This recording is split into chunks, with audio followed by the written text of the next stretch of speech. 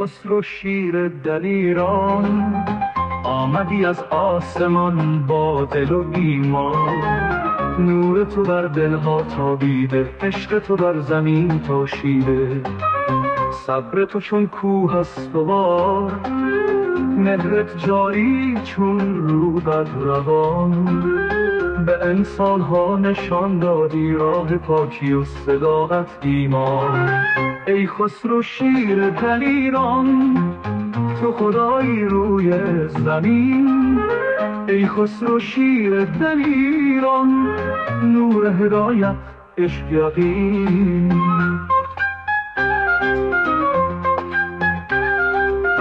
بر شانه های تو نور خدا، چشمانت آینه آسمان ها. ای خسرو ای دلیر جاودان، نام تو میماند در هر زمان. ای خسرو شیر دلیران، تو خدایی روی زمین. ای خسرو شیر دلیران، نور هدایت عشق یقین.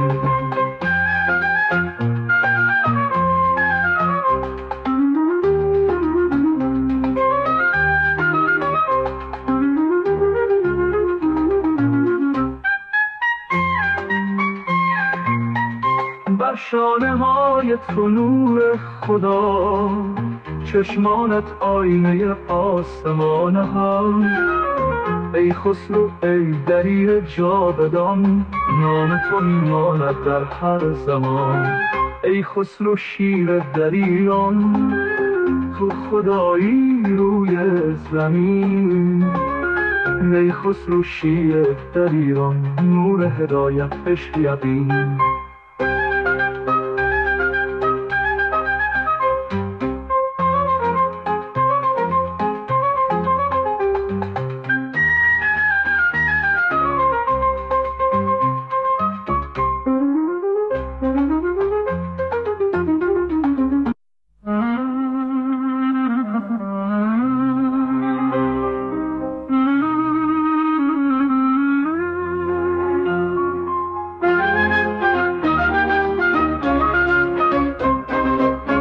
ای خسرو شیر دلیران، آمدی از آسمان با دل و ایمان.